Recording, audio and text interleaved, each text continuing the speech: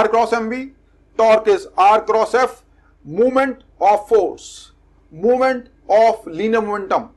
To find the angular momentum, it is not necessary the body should be rotating about a axis, about a fixed axis. We can even find the angular momentum of a body which is in rectilinear motion. As we have moment of force over here, similarly, angular momentum is moment of momentum. This is moment of momentum. What does it mean, moment of momentum? As we had talked about some axis, similarly angular momentum is also about an axis or a point. Let's say this point is P over here, and over here this is a particle of mass m moving with velocity v. So we say angular momentum is moment of momentum. So let's first find linear momentum. Linear momentum is mass into velocity in this direction. It is moment of momentum. Force was in this direction. Moment of force was force into perpendicular distance.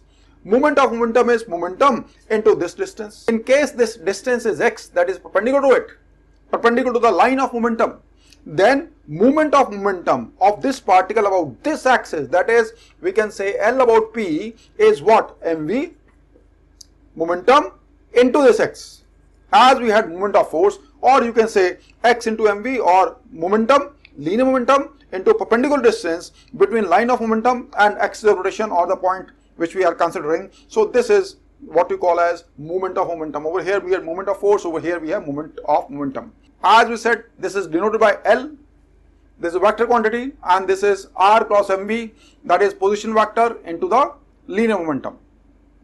Direction is given by right hand thumb rule. Let's say if over here this is x-axis, this is y-axis, this is a position vector, so this is R, and over here the particle has a momentum in this direction, let's call it as P. So we have to find what is the angular momentum direction. Angular momentum, angular velocity, etc., they are all axial vectors. So they are lying in this plane. So angular momentum vector will be perpendicular to this plane, be it coming out of paper or getting into the paper. So when we say R cross mv or R cross P, R is this way, P is this way. We had joined tail to tail both the vectors. When you shift a vector parallel to itself, it doesn't change. So we have shifted P from here to here. We have not changed the orientation, so vector remains same. When you move a vector parallel to itself, it doesn't change. So R is this way, P is this way, angle is theta. So then you find the direction of this angular momentum, that is A cross B.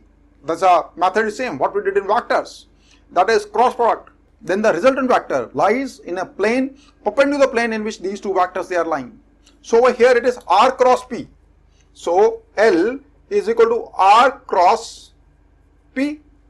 So it means we have to take our right hand and we have to curl our fingers from first vector to the second vector through the smaller angle. So what we do? We take our right hand, curl our fingers from first vector to the second vector and take our thumb out. So thumb is getting into this plane of paper, so it is inwards. If we take this as x-axis, this is y-axis, this is z-axis, so it will be minus k.